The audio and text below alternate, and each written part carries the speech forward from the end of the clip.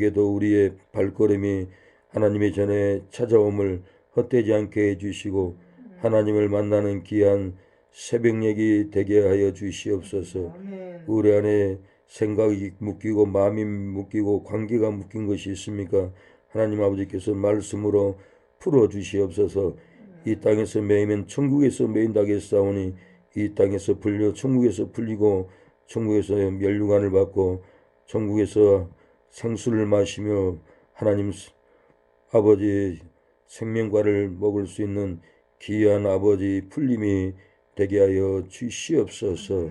이 새벽에도 말씀을 받기를 원하오니 우리에게 생명의 말씀을 보내주시사 우리의 영혼이 성장하고 발전하고 우리의 영혼이 하나님의 형상을 닮아 예수 그리스도의 향기를 아버지 몸과 마음과 언어에 풍기는 귀한 생명의 삶, 생명의 언어가 될 수 있도록 하나님 우리를 세워 주시옵소서.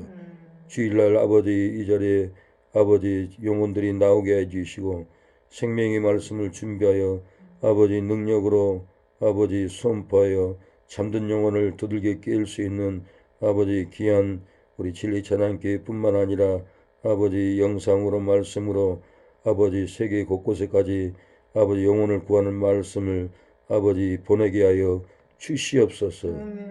이 예배를 흠양하여 주시옵소서. 예수님의 이름으로 기도합니다. 아멘. 예, 오늘 하나님의 말씀 그의 배를 보고 그에게 경배하러 왔노라. 2절에 그럽니다. 하나님은 말씀을 통해서 우리를 부르십니다. 창세기부터 요한계시록까지 보면 하나님의 말씀을 보내서 사람을 보내서 이런 자 저런 자를 사명 있는 자를 다 때가 되면은 부르신 것을 볼 수 있습니다. 저희 고향은 마을이 50가구가 넘지만은 우리가 사는 마을은 옆에 번돈이라는 아주 조그만 촌락이 있습니다. 저녁 때가 되면은 우물가에 간 아들을 부르고 딸을 부르고 밭에 소뜨기로 간 자식들을 부르고 온 동네가 시끌시끌합니다. 빨리 오라고 저녁 먹으라고 부릅니다. 저도 산에서 소를 잊어버리고 소를 밤새 산 골짜기까지 찾아다니다가 소를 찾았습니다. 그 소는 땀을 뻘뻘 흘리면서 고통을 당하고 있는 것을 저는 보고 야, 소도 감정이 있구나. 소도 주인이 없는 그 깊은 골짜기 들어오니 이렇게 벌벌 떨고 있구나. 그때 제가 새삼 느꼈어요. 소를 끌고 가는데 마을에서 저희 형님이 길수야 어디 있냐, 저녁이 다 됐는데 뭔 일이냐 하고 저를 이렇게 우렁차게 불렀을 때 저는 기쁨이 있었습니다. 소망이 있었습니다. 아, 내가 이 골짜기에서 소를 못 찾고 고통 가운데 있었는데 나의 형님이 부르구나. 빨리 집에 가야지. 어머니가 차려준 맛있는 음식을 먹어야지 하고 기대를 가지고 저는 대답이 했으면 기슭길을 내려가면서 형님 나 여기 있습니다. 그러니까 그 빨리 오너라. 그리고 저는 내려가서 형님을 맞이했던 그 어린 시절 추억이 있습니다. 하나님은 모세를 부르셨습니다. 애굽에서 부르셨고 모세를 시내산에서 내 백성 이스라엘 백성들을 구원하라고 부르셨습니다. 하나님은 아브라함을 갈대아 우리에서 부르셨습니다. 갈대아 우르는 그의 아버지가 우상 숭배했던 그 지역입니다. 그 지역에서 너는 나오라. 그래서 아브라함은 그 지역에서 나왔고 나와서도 또 하나님은 아브라함을 불렀습니다. 네 독자 아들을 모리아 산으로 데려가서 번제로 드려라. 그래서 아브라함은 또 부르심을 받고 하나님의 말씀을 따라서 고통스럽지만은 부르심을 따라서 이렇게 갑니다. 마태도 사개오 마태도 세관에 앉아 있는 걸 보고 마태야 나를 따라오너라 하고 부르셨습니다. 그 후에도 이 마태는 나는 물고기 잡으러 가노라. 그러고는 밤새 물고기를 잡아도 물고기 한 마리도 못 잡았습니다. 마태는 예수님 부활한 모습을 보고도 세상으로 돌아가서 먹고 사는 걱정, 가정 걱정으로 세상에 돌아갔습니다. 예수님은 밤에 나타나서 물고기가 있느냐 없다고 하니까 깊은 데로 가서 던져라. 오른편에 깊은 데로 가서 물고기를 베드로가 던졌더니 많은 153마리를 물고기를 잡았을 때 예수님인 줄 알고 그때 베드로는 바다에 뛰어들어가서 예수님을 맞이하고 베드로는 다시 사명을 받고 부르심을 받고 세상 먹고 살 것을 던져버리고 이렇게 예수님의 부르심으로 선교를 했습니다. 전도를 했습니다. 큰 사명을 받았습니다. 저도 일본에서 부르심을 받았습니다. 방탕한 삶을 살았습니다. 세상을 쫓아갔습니다. 죽을 길을 쫓아갔습니다. 그런데 한 번은 성경을 읽는데 요한일서 2장 17절에 이 세상도 그 정욕도 다 지나가되 하나님의 뜻을 행하는 자는 영원히 거한다. 이 말씀을 저에게 주는데 내 마음에 사무쳐 왔습니다. 괴로웠어요. 내가 이렇게 살다가는 영원한 생명을 잊어버리겠다. 세상 길을 끊어야겠다.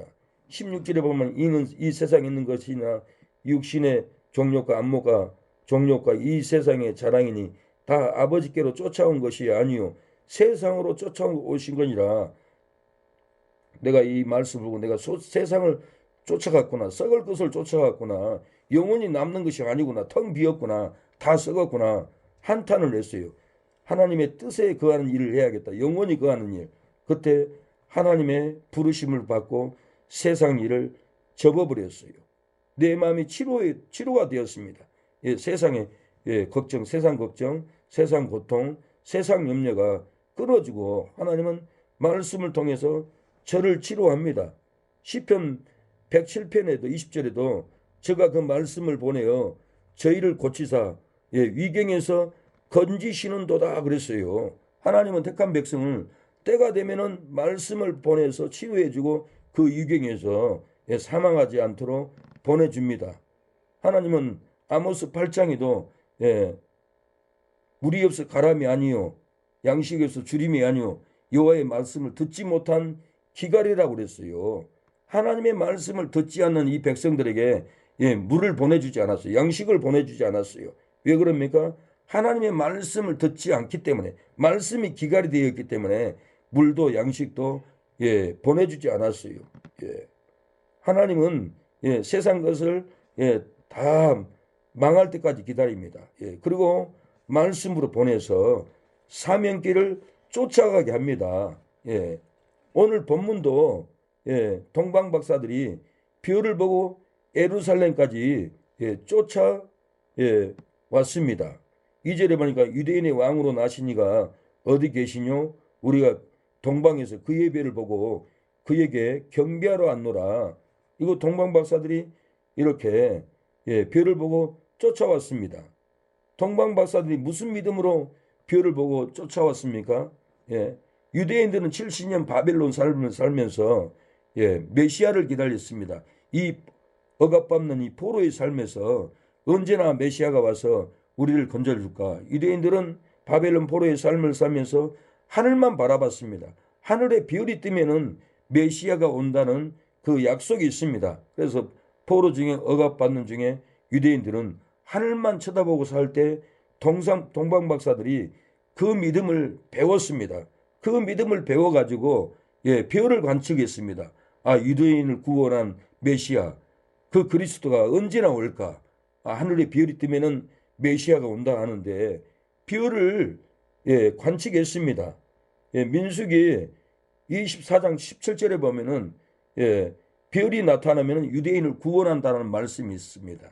이 별이 나타나면은 유대인을 괴롭히는 원수들은 메시아가 다 멸절시킨다는 말이 있으며 소동한 자식들을 다 멸망시킨다는 말씀이 있습니다. 이 말씀을 기다려왔어요. 그냥 막무가내 기다린 것이 아니라 성경의 예언을 듣고 소망을 가지고 기다려왔습니다. 우리도 하나님의 말씀을 듣고 예수님이 조금 있으면 데리러 옵니다. 하나님이 뜻대로 살고 옳은 행실이 있는 성도들은 환난을 당하지 않습니다. 공중에서 예수님을 영접해요. 휴거해요. 그리고 우리는 보호를 받습니다. 이 세상은 불로서 다 멸망시켜 버려요. 예, 다 태워 버려요. 예, 칼로 다 베버려요. 예, 그렇기 때문에 우리가 메시아를, 예수님을, 재림을 사모하고 등불을 켜고 매일 기도하고 헌신하고, 예, 힘들어도 인내하고 기다려야 합니다. 그래야만이 예수님을 인정하고 시인하고, 예, 하나님의 보좌 앞에서 이는 내가 인정하는 내 딸이라고 예수님이 하나님 앞에서 변호해 줍니다. 그러나 그런 열매가 없으면 내가 너를 모른다고 그럽니다. 모른다고 하시요. 예수님이 바리새인들에게 이 독사의 자식들아, 그리고 책망을 합니다. 예수님이 성전에 가서도, 예, 성전에서 돈 바꾸는 사람들, 장사하는 사람들, 하나님의 성전을 더럽힌 사람들, 예수님은 그 판을 엎어버리고 채찍으로 때렸어요. 내가 너희를 도무지 알지 못한다고 분명히 말씀합니다. 우리의 삶에도 예수님이 우리를 모른다고 하는 죄를 짓는 경우가 많아요. 교회를 다녀도, 예, 제사를 지내요. 제사 음식을 먹어요. 그러면 내가 너를 모른다, 그렇게 얘기할 수밖에 없어요. 고린도서 6장에도, 예, 간음하는 자, 예, 도둑질하는 자, 예, 술 취하는 자, 하나님의 나라의 유업을 받지 못한다. 그 말은 천국에 못 들어간다는 말인데, 못 들어간다는, 예, 성경에 지키지 않는 말씀이 많아요. 우리가 그런 말씀을 지키고, 예, 따라갈 때, 예, 하나님이 내가 너를 인정한다, 너에게 말씀을 보내주리라, 너는 거기서 나와라, 그리고 말씀을 보내요. 예, 계시록에도, 예, 19장에 내 백성아 그의 받을 죄에서 나오라고 그랬어요. 예, 바벨론에서. 예, 프리시인의 적 그리스도의 세계 경제를 장악하는 이 바벨론에서 나와야 되고, 예, 교회를 다녀도 천주교, 불교, 연합한 WCC 다원주의 그 단체에서 내 백성아, 내 성도들아, 그에 받을 재앙에 참여하지 말고 나오라는 거예요. 그래서 거짓말하는 선지자들은 우리가 다원주의가 아니다 그러면서 교회에서 성도들에게, 예, 돈을 11조를 받고 헌금을 받고 그 돈으로 자기 노예에서는, 예, 총회, 그래서, 예, 그 총회에서 WCC 단체에게 또 돈을 보냅니다. 그 돈으로, 예, 다원주의 WCC가 유지하고 지탱이 돼요. 그렇게 나쁜 짓을 하면서도 성도들에게는 우리는 절대 아닙니다, 우리가 하나님을 믿죠, 그리고 세뇌시키는 거예요. 다 마귀에게 끌려가요. 그러니까 동성애 반대 기도만 해도 그런 기도는 하는 것이 아니라고 가로막아 버려요. 이 악한, 예, 마귀의 말씀을 듣고 세상으로 쫓아가는 거예요. 예, 요한일서에도 세상으로 쫓아온 것이라 그러잖아요. 아버지께로 쫓아온 것이 아니요 세상으로 쫓아온 거죠. 세상으로 쫓아가면서 하나님을 쫓아간다고 이렇게 거짓말을 해요. 오늘 동방 박사들은, 예, 세상으로 쫓아가는 것이 아닙니다. 세상 것을 다 버리고 황금과 유향과 몰약을 싸들고 와서 예수님께, 예, 메시아께 경배하고 돌아갑니다. 이 별, 예, 민수기, 예, 24장 17절에 한 별이 야곱에게서 나오며 한 올이 이스라엘에게서 일어나서 모압을 이 편에서 저 편까지, 예, 쳐서 파하고 소동하는 자식들을 다 멸한다. 예, 유대인들은 한 별이 오면은, 예, 소동하는 자식들을 다 멸하고 유대인을 구원할 줄로 믿고 메시아를 기다려 왔어요. 정말 이 예언대로, 예, 유대인들을, 예, 바벨론, 예, 포로에서 해방시켜 줬어요. 그리고 말세는 정말 소동하는 자식들 예수님 재림하면 다 불러서 멸망해 버리고, 예수님을 기다리면서 기도하고 옳은 행실로 하나님 나라를 위해서 영혼권을 위해서 헌신하는 성도들, 그 성도들을, 예, 공중에 휴거시킵니다. 그 전에 그에 받을 재앙에서 잊지 말고 내 백성아, 내 성도야, 내 딸아, 내 아들아, 그에 받을 재앙에서 나오라고 이렇게 말씀을 보내준다라는 거예요. 오늘 읽었지만은, 예, 시편 107편 20절에도 제가 그 말씀을 보내요. 저희를 고치사 이경에서 건지시는도다. 예, 말씀을 보내서, 예, 고치고 이경에서, 예, 건진다고 했어요. 하나님은 선지자를 통해서 말씀을 들고 가서 고치게 합니다. 예, 하나님의 말씀을 듣지 않고 읽지 않고 예배드리지 않는 심령에 하나님 반대로, 예, 물이 없어 가람이 아니요 양식이 없어 주림이 아니요 여호와의 말씀을 듣지 못한 기갈이다. 그리고는 말씀을 보내지 않고, 예, 기근을 보냅니다. 그때 이스라엘 백성들은 그 기근 속에서 말씀을 사모하고 말씀을 읽습니다. 그때 하나님은 비를 내려서 살게 해줍니다. 그래서 우리가 이 하나님의 말씀을 항상 듣고 따라가야 합니다. 동방박사들이 어떻게 따라갔겠어요? 이 예언을 믿었던 거예요. 유대인들이 그 고통을 믿고 하늘만 바라보는 유대인의 하나님, 메시아, 그리스도가 언제나 올까 하고 항상 별을 관측했습니다. 우리는 하나님의 말씀을 상고해야 됩니다. 하나님의 말씀을 관측해야 됩니다. 베드로전서 1장 19절에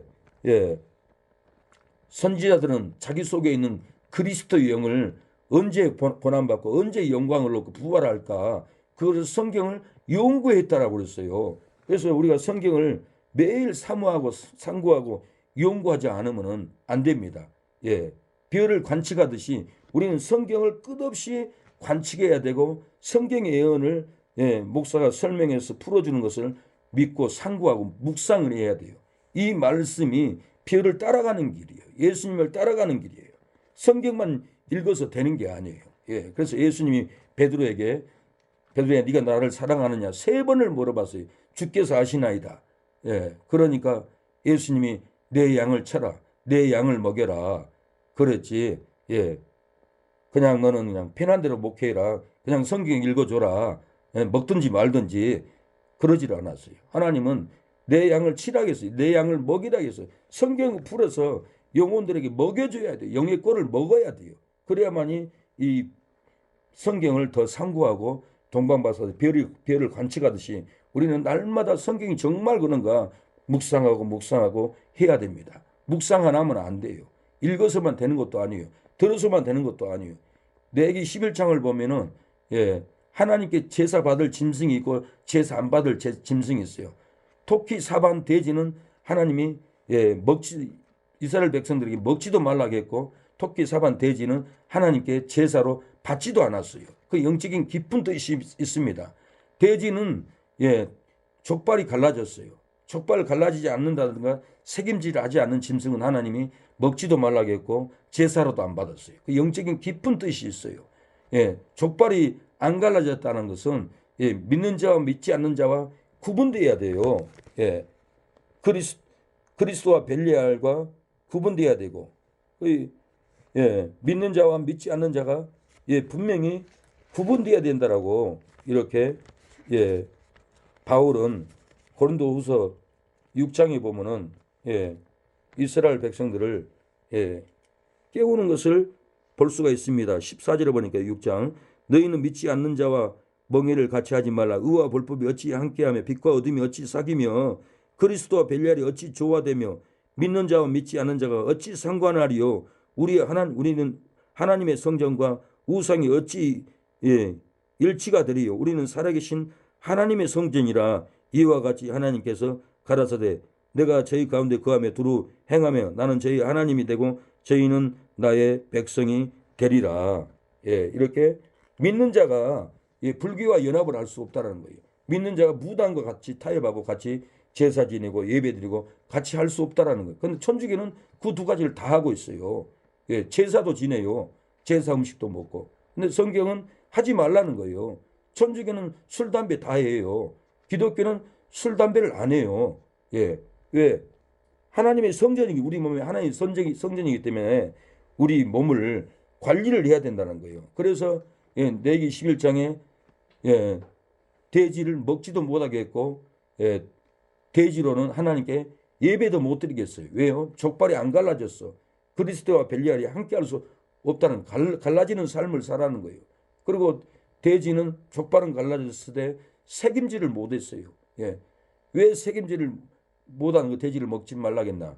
하나님의 말씀을 우리가 듣고 색임질을 해야 되는데 세상 돼지처럼 사는 성도들은 하나님의 말씀을 색임질 안 해요.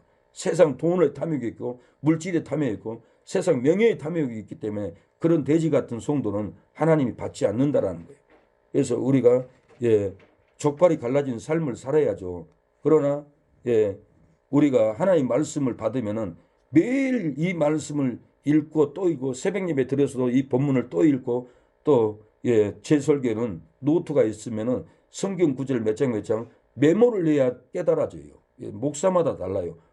다른 목사들은 그냥 치료하려고 감동으로 이렇게 선포하는 목사님이 있고, 제 설교는 두 가지 다예요. 감동도 있지만은, 예, 제 설교는 메모를 해야 돼요. 노트, 조그만 손바닥 노트 하나 가지고, 창세기 몇 장 하면 바로 써요. 예, 메모해놨다가 집에 돌아가서, 예, 자기 자녀들에게, 교회에 나오지 않는 남편에게 가정 예배를 드려야 돼요. 그대로 목사의 말씀을 받고 그대로 전하면은 이게 가정이 살아나요. 예. 그래야만이 성경이 깨달아지고 성경 박사가 되는 거예요. 저는 신앙생활을, 예, 초교파 활동하는 데서 신앙생활을 하지 않았어요. 가장 한국에서 보수적이고, 예, 골수 꼴통이라 하는, 예, 고신 계열, 예, 고신보다 더 보수예요. 우리 은사 목사님이 고신에서 쫓겨났어요. 예, 고신의 마산 문창교회에서, 예, 교회 싸움이 있었는데 세상 법정으로 나갔어요. 그래서 박윤선 목사님, 서건태 목사님, 예, 이병규 목사님, 이분들은 왜 교회 사건을 세상 법정으로 갑니까? 그러니까 고신 총에서 쫓아냈어요. 그래가지고 이 세 목사님이 탈퇴해가지고 쫓겨나가지고 한국의 보수교단의 가장 큰 이름 있는 교단을 만들었어요. 박윤선 목사님은 협성교단, 서건대 목사는 고려교단, 우리 이병규 목사님은 개신교단, 백영희 목사님은, 예, 부산의 서북교회, 예, 천공회, 이렇게 한국의 가장 보수교단에서, 예, 저는 이렇게 말씀을 배웠고 신앙생활을 했어요. 그래서 타협이 없었어요. 말씀대로만 갔어요. 주일날도 말씀을 배우면은, 예, 설교가 아니에요. 성경 공부식으로 목사님들이 가르쳤어요. 그래서 말씀 듣기가 힘들었어요. 예, 지식만 배우니까. 머리는 커지고 마음은 작고 내 신앙이 장애인이 되는 느낌을 받았어요. 그래서 하나님이 너는 사경의식 부흥회를 성경을 연구해라 그러는 거예요. 우리 선배 목사님을 한번 만나가지고 제가 계약신학교 졸업했다니까, 나도 목사님 계약신학교 나왔습니다. 그 창광교회 부흥회 왔는데 같이 갑시다. 그래서 가면서 나한테 그런 거예요. 목사님, 이병규 목사님이 신영기 목사님처럼 부흥회 카리스마가 있다면은 한국을 뒤집어 엎어놔버렸대. 그래서 제가 생각했어요. 그러면 내가 이병규 목사님이 성경 지식을 연구하고 부흥사들의, 예, 부흥의 캐리그만 말씀을 연구해야겠다. 두 가지 접목을 해서, 예, 한 20년을 연구를 시키더라고요. 그래서 제 설교는 은혜스럽게, 예, 예화를 통해서 선포를 통해서, 예, 치유도 하지만은, 예, 빛을 전하는 진리를 전하는 말씀을 끝없이 성경을 파서 전해주는 거예요. 예. 그래서 제 설교는, 예, 메모를 하면은 메모해놨다가 어디 가서든지 전도할 때도, 예, 조그만 수첩을 가지고 다니면서 읽어주만 줘도 그 영혼들이 눈을 뜨는 거예요. 신천지에게도 말씀이 이렇다 읽어주면은 회개해요. 신천지는 거짓 복음이다. 당신들이 14만 4천만 구원받는다고 전도에서 14만 4천이 넘었는데도 또 거짓말 하지 않냐. 이만희가 보혜사 성령이라고 거짓말을 하지 않냐. 보혜사 성령은 하나님이다. 그리스도의 영이다. 어찌 사람이 보혜사 성령이 되냐. 이렇게 얘기를 하면은 거짓말하는 자는 지옥 간다고 성경이 나와 있다. 예. 그리고 거짓 복음이다고 이렇게 하면은 양심에 찔려서 돌아옵니다. 예. 자기들이 성경을 많이 또 배우기 때문에 거짓 복음이라는 것을 눈을 떠요. 말씀을 우리가 들고 다니면서 보내줘야 돼요. 하나님이 우리를 보냅니다. 예. 그리고 말씀을 깊게 묵상하면은 말씀이 속에서 떠올라요. 부흥회 가도 말씀이 여기서 올라와요. 예. 말씀이 아니라도 오늘 선포하고 찬양해라. 그럼 오늘 치료해 준다고 선포해라. 수동기도로서 제 마음에서 이렇게 올라오더라고요. 그래서 저는 그 하나님의 말씀이 떠올라서, 예, 선포했어요. 그리고 찬양했어요. 그러고는, 예, 식당에서 밥을 먹고 있는데 여성분이 제 앞자리에 앉아가지고는 목사님 새벽에 선포하고 찬양했잖아요. 제가 목사님 찬양 듣고 찬양을 따라하는데 하나님의 말씀이 내 가슴에 혹을 쏟아지게 했습니다. 그러는 거예요. 우리가 말씀을 끝없이 따라가야 되고 말씀을 기다려야 됩니다. 오늘 하나님 나한테 뭔 말씀을 할까? 예, 뭐 예언의 은사 막 그런 것 사모하지 마세요. 하나님 말씀을 사모해야 돼요. 말씀을 사모하면 말씀이 예언이고 말씀이 나를 인도하지, 예언의 은사 받는 사람, 그 사람 그것도 저도 뭐 전혀 부정하지는 않지만은 그거 듣고 따라가다가는 내 신앙을 잃어버리고 마귀에게 유혹당해서, 예, 되지도 않은 일을 꿈꾸고 세월만 허비합니다. 예, 그래서 끝없이 우리는, 예, 말씀이 뭐라 하는가 말씀을 상고해야 되고 기다려야 돼요. 그래서 베드로후서 1장 19절에는 예, 말씀이 너희 마음에 떠오르기까지 기다리라고 이렇게 베드로는 얘기합니다. 또 우리에게 더 확실한 예언이 있어 어두운 데에 비치는 등불과 같으니 날이 새 샛별이 너희 마음에 떠오르기까지 너희가 이것을 주의하는 것이 가하니라. 이렇게 예, 떠오르기까지 기다리라는 거예요. 예, 이 바울도 복음을 전할 때 힘들었어요. 그런데 주께서 바울 곁에서 힘을 줬습니다. 말씀이 찾아왔어요. 예, 뭐라고 얘기하냐면 그날 밤에 주께서 바울 곁에 서서 이르되 담대하라. 내가 예루살렘에서 나의 일을 증거한 것 같이 로마에서도 증거하여 하리라 하시니라. 이렇게 예, 바울은 예, 하나님의 음성이 영이 찾아왔어요. 예, 말씀을 떠오르게 했어요. 그래서 우리도 항상 말씀이 뭐라 한가 상고해야 됩니다. 예, 말씀은 우리의 심령에 예, 깨닫게 해줘요. 우리가 말씀을 순종하지 않으면은 예, 힘들게 만들어요. 탄식하게 만들어요. 바울도 예, 예, 사도행전 20장 보면은 22절 보라 이제 나는 심령의 매임을 받아 예루살렘에 가는데 예, 거기서 무슨 일을 만날지 알지 못하노라. 예, 심령의 매에서 바울이 올라갔어요. 성령에 이끌려서 우리 안에도 매임이 있습니다. 우리가 잘못하면 하나님의 뜻을 쫓아가지 않으면 마음이 괴로워요. 성령이 우리 안에서 예, 깨닫게 하기 때문에 예, 그렇습니다. 그래서 민수기에도 27장 21절에 그는 제사장 엘르아살 앞에 설 것이요 엘르아살은 그들을 위하여 우림과 우림의 판결법으로 여호와 앞에 물을 것이며 그와 온 이스라엘 자손 곧 온 회중은 엘르아살의 말을 쫓아 나가며 들을 것이니라. 엘르아살 제사장 우림과 둔님을 제사장이 가슴에 차고 다녔어요. 이 주머니에 주사위 같은 알이 있습니다. 거기에 반짝반짝거려서 오른쪽에서 나면 하나님의 뜻이고 왼쪽에서 나면은 하나님의 뜻이 아닌 것을 가슴에 들고 다니는 주사위만한 걸로 우림으로 깨닫게 했어요. 그래서 그 우림과 둔님이 우리의 심령에 돼 있어요. 성령이 우리 안에서 감동을 해요. 아니다 기다 감동을 해요. 순종 안 해도 괴롭고 또 불순종해도 괴롭고 기도해 보면 우리 안에 떠오른 것이 있어요. 그래서 우리의 심령에 그 인치심을 따라가야만이 우리의 기업이 사업장이 한지 매장이 교회가 잘 됩니다. 그래서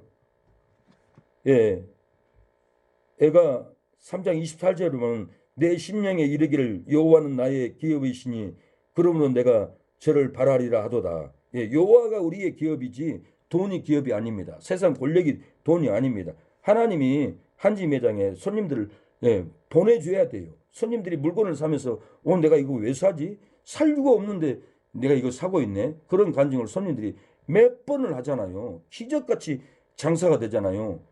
여호와가 한지 매장의 기업인 거예요. 하나님의 자녀가 가니까 저는 장사도 안 됐는데 사장이 나가서 주일날 장사하면 20만 원밖에 못 파잖아요.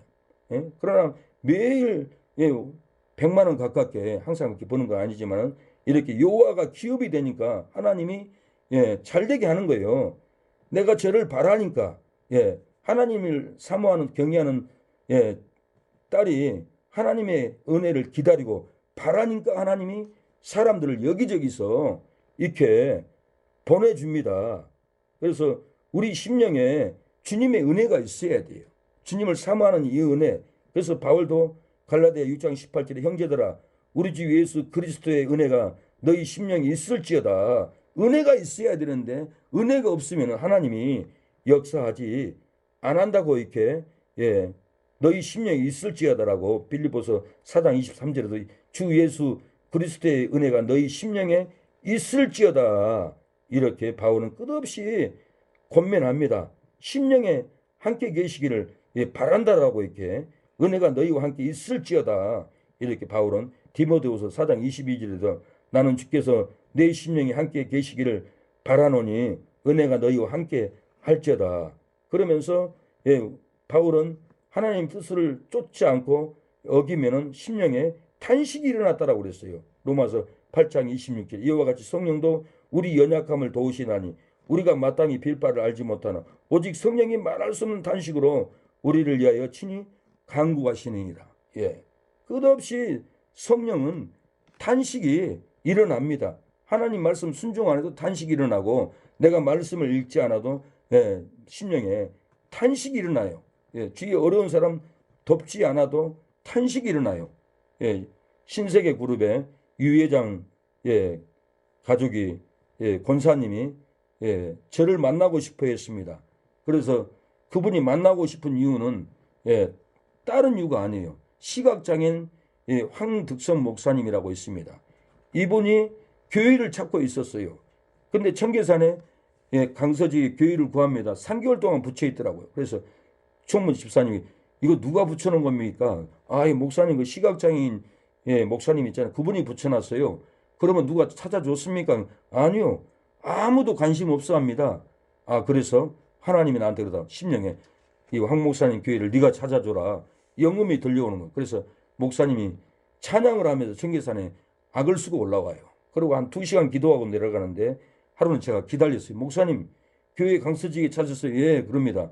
제 차로 같이 찾으러 가죠. 그래가지고 강서지역에 동네마다 다 돌아다니면서 비전교회라는 한 교회를 찾아서 거기를 소개해 줬어요. 근데 그 교회를 인테리어 공사해 주는 분이 한 목사님, 한 권사님이라고 신세계 그룹의 친척 유 회장님이 제1은행 지점장이었고 일신 증권회사 회장이에요. 이 고현정이가 조카예요. 그런 재벌들인데 그 권사님이 저를 보고 싶어 한다고 저한테 찾아오셨어요. 그래서 청계산 밑에 식당에서 만났는데 전 누군지를 몰랐어요. 근데 일어서 가지고 막 연설을 하더라고요. 저를 보고 정신 나간 분처럼. 그래서 저분이 정신이 나갔나 보다 그러고 있는데 나중에 아니 왜 저렇게 정신 나간 것처럼 말을 하나 그렇게 의심스러워 했는데 다름이 아니라 그 권사님 얘기하는데 목사님 이 장애인한테 관심 있는 사람이 별로 없는데 목사님이 이렇게 관심을 가지고 교회를 찾아줘서 지금 인테리어 공사를 하고 있습니다. 그리고 하나님이 내게 돈을 갖다 주러 갑니다. 안 주니까 힘들었습니다. 그래서 내 심령에 탄식이 일어나서 목사님을 꼭 만나고 싶어서 찾아왔습니다. 목사님. 그러고는 돈을 2천만 원 가져왔어요. 재벌이라고 해서 돈이 있는 게 아니래요. 1,000만 원밖에 없었대요. 그래서 여기저기 부탁해 서 돈을 빌려가지고 저에게 찾아왔어요. 그래서 2천만 원 가지고 양재의 지하에 45평을 얻어서 교회를 하는데 방수공사도 다 해주고 이렇게 돈을 주었는데 밥 먹으면서 권사님하고 앉아있는데 우리 교회 나오는 권사님 앉아있는데 저한테 목사님 하나님이 이렇게 만난 것이 우리 딸 큰딸 유정이하고 결혼하라고 만남을 준 거 아닙니까? 그러더라고요. 그래서 제가 깜짝 놀랐어요. 몇 살이세요? 그러니까 그때 당시에 13년대 저보다 1살 어리더라고요. 그래서 대답도 안 했어요. 왜 그러냐면 돈이 중요한 게 아니라 그때 제가 젊었을 때니까 돈보다는 저는 자식을 낳고 싶었어요. 그래서 대답도 안 하니까 이분이 저를 핍박을 하더라고요. 왜 우리 딸 안 만나냐고. 그래도 안 만났어요. 권사님 돈 돌려줄까요? 내가 그만둘게요. 그러니까 아니에요 목사님. 하나님이 목사님을 갖다 주라고 했고 목사님이 하나님 앞에서 귀한 분이라 제가 가져왔습니다. 그냥 안 받아도 됩니다. 그러고는 저하고는 관계가 끝났어요. 그리고 거기서 교회를 하고 많은 선교사님들 와 있었고 팔이 부러진 전도사님도 오사를 기도해서 기도하다 넘어졌는데 누가 치료도 안 해줘서 우리 교회 오세요. 그리고 병원에 다니면서 치료해주고 선교사님, 전도사님들, 나그네들 같이 이렇게 살 수 있고 예배 드릴 수 있었던 것은 그분이 심령에 매여서 안 갖다 주면은 고통이나 잠이 안 왔대요. 그래서 저를 심령에 매여서 저를 찾아온 거예요. 우리가 심령에 매여야만이 일이 됩니다. 심령에 매여야만이 하나님 말씀을 읽고 교회를 세우고 하나님의 뜻을 이룹니다.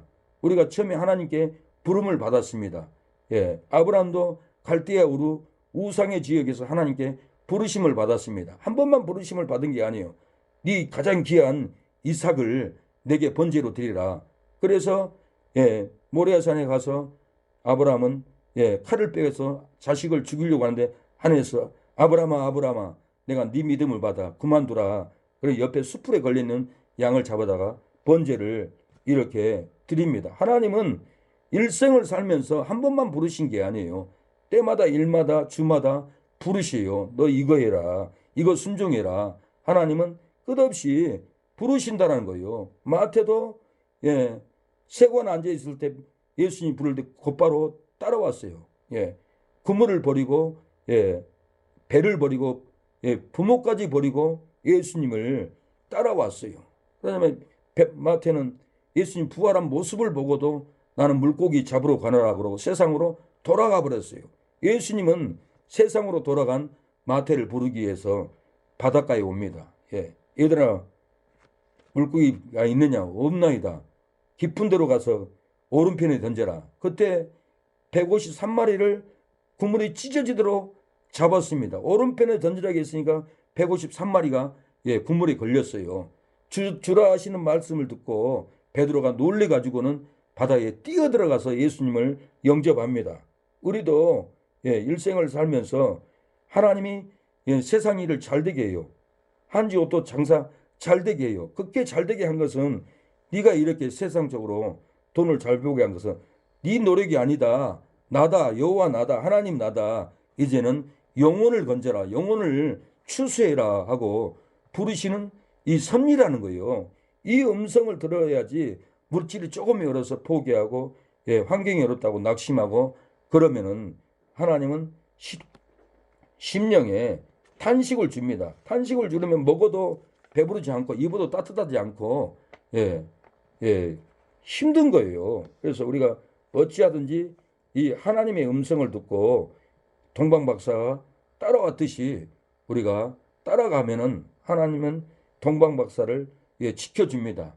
돌아왔던 길로 가지 말고 다른 길로 돌아가라고 이렇게 생명의 길로 인도합니다. 제가 어렸을 때 나이롱 옷을 입고 불장난을 하다가 태워 먹었어요. 근데 등이 불이 타더라고요. 놀래가지고는 땅바닥에 디궁굴고 불을 껐어요. 어머니가 새 옷을 사줬는데 집에 들어가면 어머니한테 혼날 것 같아서 무서워가지고는 반 논두렁에 숨어서 쭈그리 앉아 있는데 제 형님이 결수야 어디 있냐? 어머니가 용서한다 한다. 너 그 옷 다 태워도 빨리 집에 돌아와라. 밥 먹으라 한다.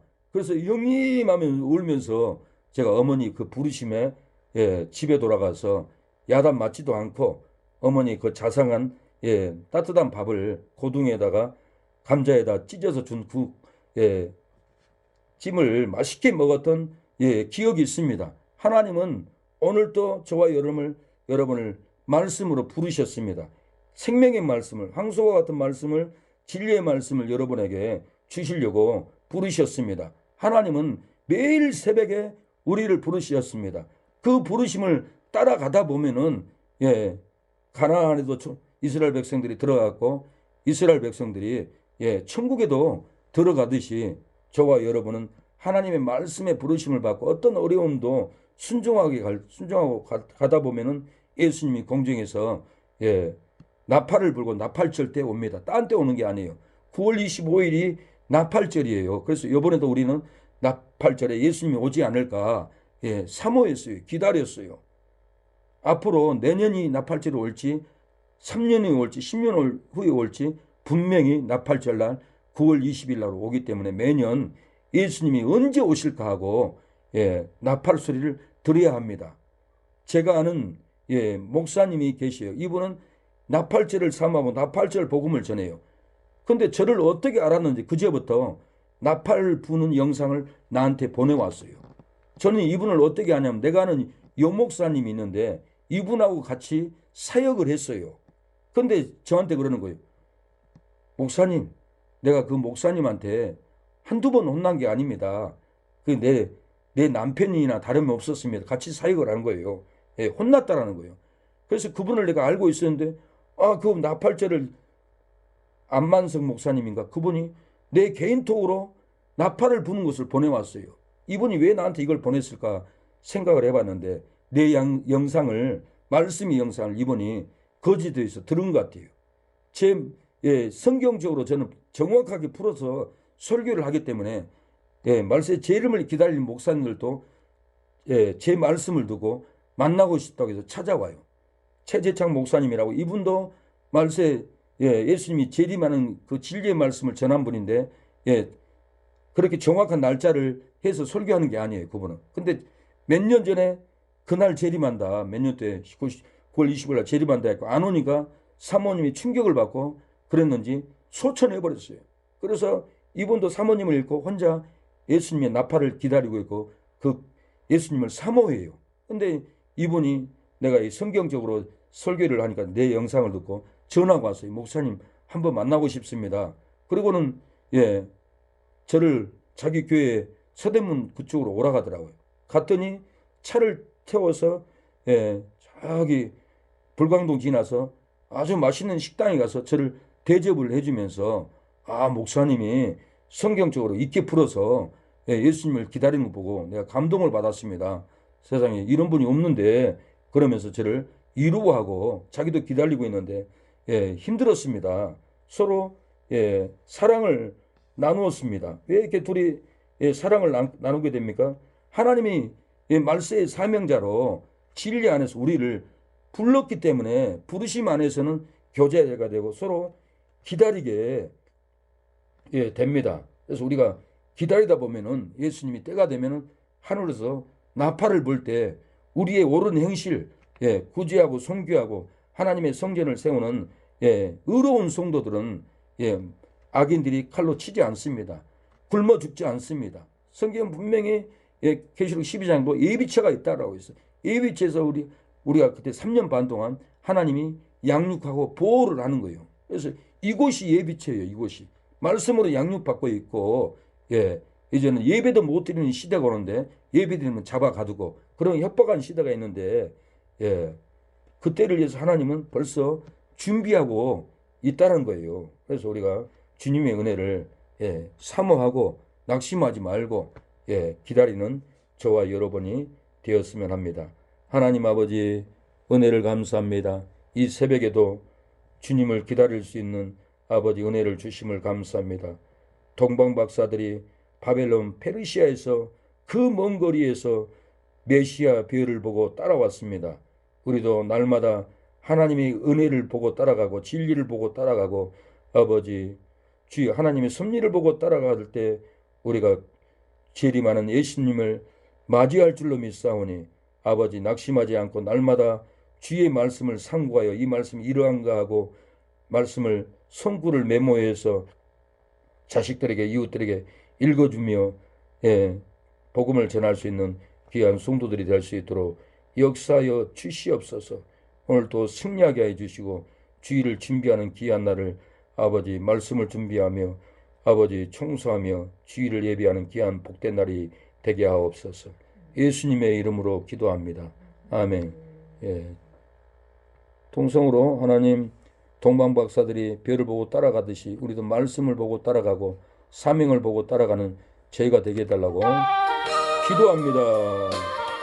주여 아버지 도와주시옵소서. 아버지 도와주세요.